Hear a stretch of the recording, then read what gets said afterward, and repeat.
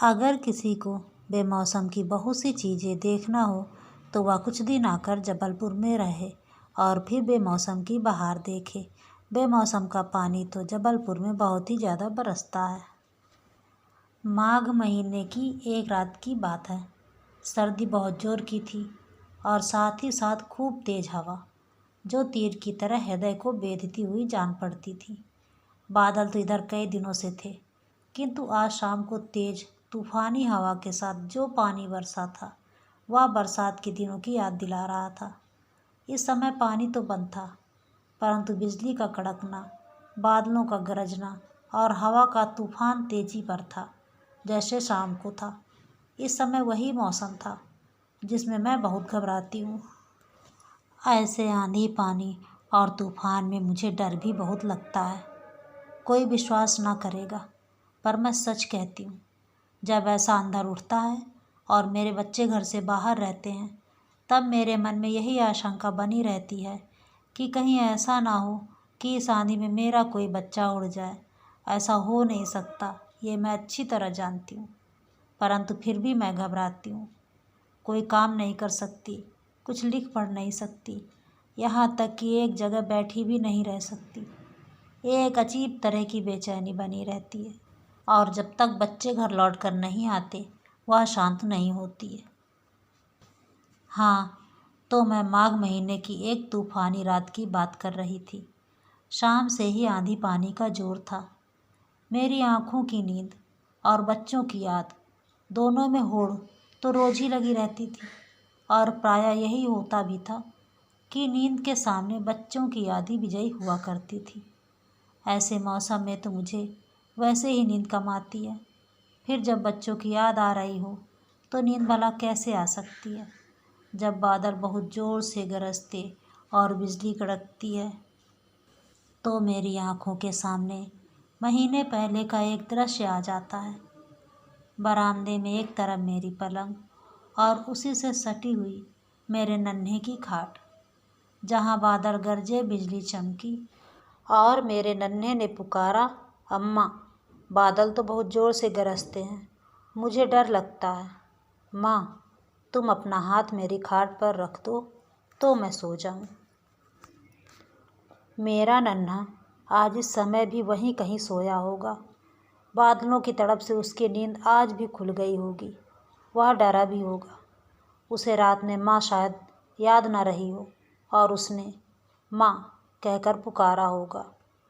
परंतु एक ही शहर में रहकर उसमें और उसकी माँ में कितना अधिक अंतर है। मेरे हृदय में प्रबल वेग के साथ एक तूफान सा उठा। मैं फिर बैठ न सकी, उठकर टहलने लगी। इसी समय मुझे बरामदे में किसी मनुष्य की छाया सी दिखी। मैं कुछ घबराई और डरी, फिर तुरंत ही ध्यान में आया, यह तो जेल है, यहाँ चोर कहाँ से आ सकेगा। सीखचों के पास जाकर पूछा, कौन है बाहर? मैं हूँ बहन जी, उत्तर मिला। मैंने देखा बाहर बरामदे की जाली से सटी हुई सुभागी खड़ी है। मैं उसके बहुत पास तक चली गई और मुझे ऐसा जान पड़ा कि सुभागी रो रही है। मैंने कहा, सुभागी, इतनी रात को सर्दी में क्यों अकेली खड़ी हो? कोई तकलीफ़ तो नहीं है? तकलीफ़ क्या होगी बहन जी, सुभागी बोली। उसका स्वर काँप रहा था। ऐसा लगता था कि अपने अंतर से उठते हुए किसी प्रबल आवेग को वह दबा रही है। नींद नहीं आती, आप भी तो नहीं सो रही हैं, यही मैं देख रही थी। सुभागी ने अपने वाक्य को पूरा किया। मैंने कहा, मेरे ना सोने का कारण है सुभागी। मैं छोटे बच्चों को छोड़कर आई हूँ। उनके पिता भी जेल में हैं और मैं भी हूँ। मुझे उनकी याद में रात रात भर नींद नहीं आती। पर तुम क्यों नहीं सोई सुभागी? मेरा भी एक बच्चा है बहन जी, सुभागी ने कहा और एक गहरी सांस के साथ चुप हो गई। मैंने कहा, तुम्हारा भी बच्चा है, पर कोई ना कोई तो होगा ना उसे देखने वाला। मेरे बच्चे तो अकेले हैं, इसलिए मुझे इतनी फ़िक्र रहती है। उसे देखने वाला भगवान को छोड़कर और कोई नहीं है बहन जी। कोई होता तो इतनी बेचैनी ना रहती। सुभागी ने कहा और उसकी आंखें सजल हो उठी। मैंने पूछा, बच्चे का पिता कहाँ है? जेल में, सुभागी ने संक्षिप्त सा उत्तर दिया और चुप हो गई। मुझे सुभागी पर कुछ क्रोध सा आ चला था। सोच रही थी कि जब इसका पति जेल में था तो आखिर यह क्यों बच्चे को बिल्कुल अकेला छोड़कर चली आई। बच्चे के प्रति भी इसका कुछ कर्तव्य है। माना कि इस प्रवाह में बह गई, पर तब क्या बच्चे को बिल्कुल भूल गई थी और अब रात खड़े खड़े बिताया करती है।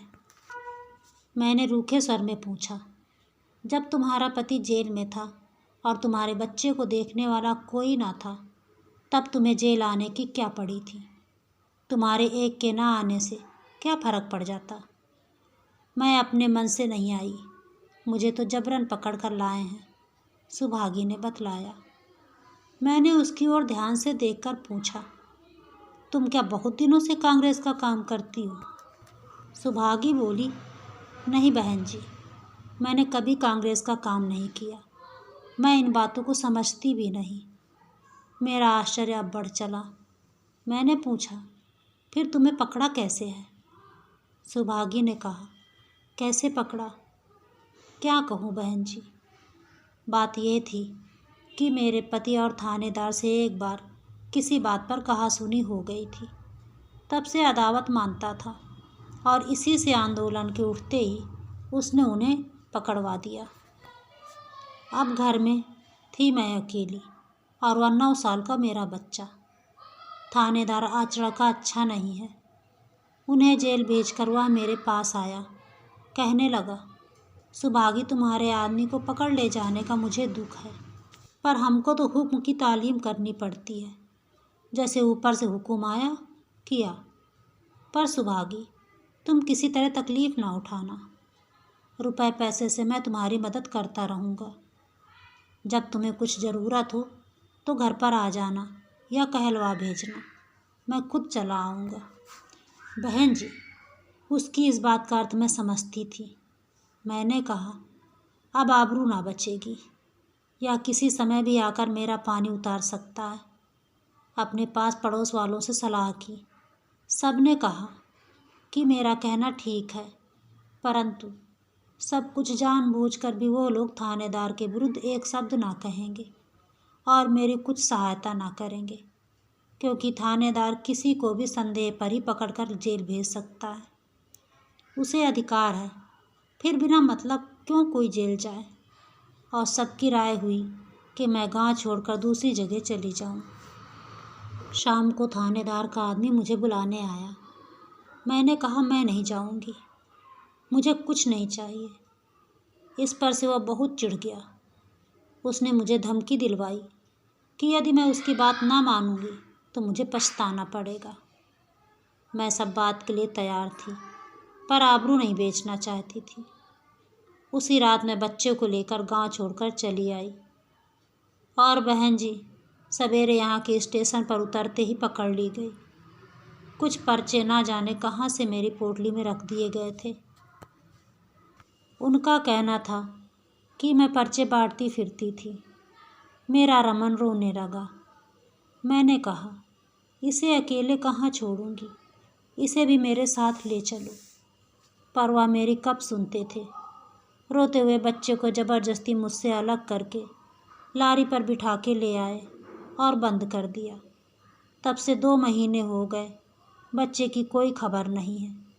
जब पानी बरसता है, बादल गरजते हैं, तब जी और भी व्याकुल हो उठता है। कहाँ सोया होगा, क्या खाया पिया होगा उसने। मेरा कोई रिश्तेदार भी नहीं है और गांव वाले तो थानेदार के डर के मारे उसे अपनी छाया भी न छूने देंगे। उसके बाद बहन जी, एक दिन दफ्तर में मजिस्ट्रेट ने बुलवाया। वहाँ वही थानेदार भी था। मुझसे कहा कि तुम ये कह दो कि आगे से कोई कांग्रेस का काम ना करोगी और थानेदार साहब के कहने में रहोगी तो तुम्हें छोड़ देते हैं। मैंने कहा, मुझे नहीं छूटना है। बहन जी, वैसे तो मैं भी कांग्रेस का काम नहीं करती, पर यह तो माफ़ी मांगना हो जाता ना, और इससे कांग्रेस की बदनामी होती। फिर छूट कर भी तो उसी पिशाच थानेदार के चंगुल में फंस जाती। इसलिए ये कह के कि मुझे नहीं छूटना है चली आई। पर बच्चे की ममता है, रात दिन अंदर एक आग सी लगी रहती है। उसका कहीं से कुछ पता मिल जाता, पर पता कहाँ से मिलेगा। ये तो जेल है, वो कहाँ गया होगा। और सुभागी का भरा हुआ हृदय जैसे फूट पड़ने के लिए आतुर हो उठा। वह फिर रो पड़ी। मेरे पास सुभागी को सांत्वना देने के लिए शब्द ना थे। उसका दुख कितना तीव्र है, उसकी कहानी कितनी करुण है, उसे क्या कह के समझाऊं।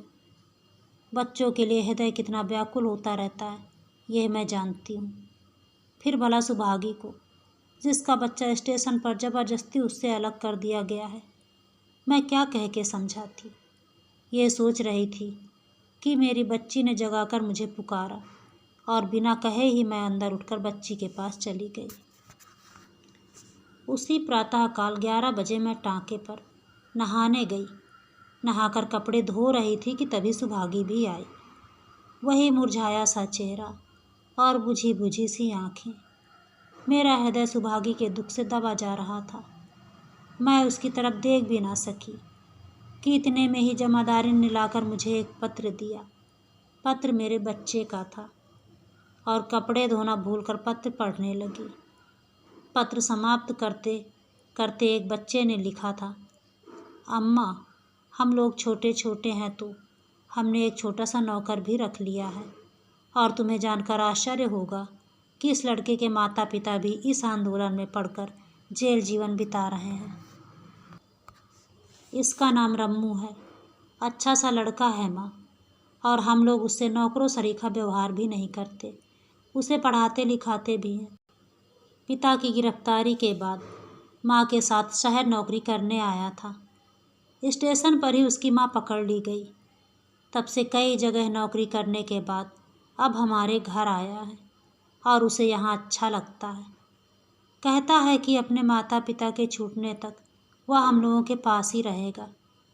क्या कोई इस तरह के लड़के की माँ तुम्हारे जेल में है माँ? पास ही नहाती हुई सुभागी से मैंने पूछा, तुम्हारे लड़के का नाम क्या है सुभागी? नाम तो उसका रामलाल है, पर रम्मू रम्मू कहकर पुकारते हैं सब लोग, सुभागी ने बतलाया। हर्षातिरेक से मेरी आंखें सजल हो गईं। मैंने कहा, सुभागी, अपने बच्चे का समाचार सुन लो। और बच्चे की चिट्ठी का वह अंश जिसमें उन्होंने अपने छोटे से नौकर के विषय में लिखा था पढ़कर सुना दिया। सुभागी को जैसे खोया हुआ खजाना मिल गया। उसने मेरे पैर छू लिए।